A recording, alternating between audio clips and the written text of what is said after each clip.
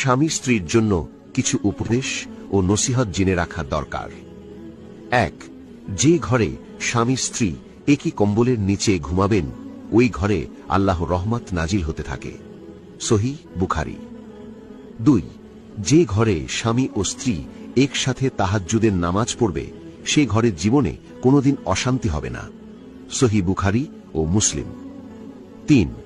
যে স্বামী তার স্ত্রীকে এক লোকমা ভাত খাইয়ে দিবে আল্লাহ ওই স্বামীর সগীরা গুনাহগুলো মাফ করে দিবেন, এবং যে স্ত্রী তার স্বামীকে এক লোকমা ভাত খাইয়ে দিবে আল্লাহ ওই স্ত্রীর সগীরা গুনাহগুলো মাফ করে দিবেন, এবং প্রতি লোকমার বিনিময়ে 1000 নেকি উভয়ের আমলনামায় দান করবেন।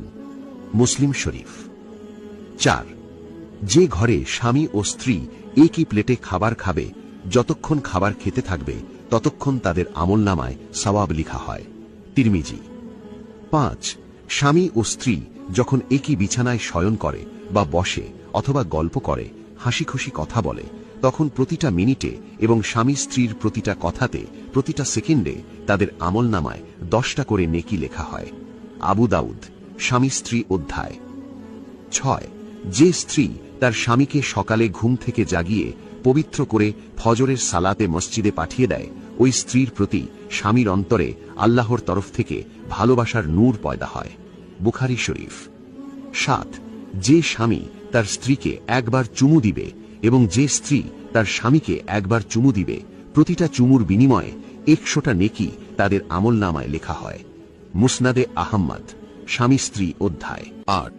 যে স্বামী তার স্ত্রীর নিকট গমন করে এবং স্ত্রীর কাছে যাওয়ার আগে 2 রাকাত নামাজ পড়ে নেয় ও রাসূল সাল্লাল্লাহু আলাইহি ওয়াসাল্লামের সুন্নাত মতো স্ত্রীর সাথে সম্পর্ক করে, তাদের প্রতিবারে একটি উট কুরবানি করার সওয়াব তাদের উভয়ের আমলনামায় লেখা হয়। বাইহাকি স্বামী স্ত্রী ও পারিবারিক অধ্যায়। 9. যে স্বামী তার স্ত্রীকে কোরআনের এলেম শিখাবে এবং নিজেও শিখবে এবং সে অনুযায়ী আমল করবে আল্লাহ পাক মৃত্যুর পর তাদেরকে জান্নাত দান করবেন।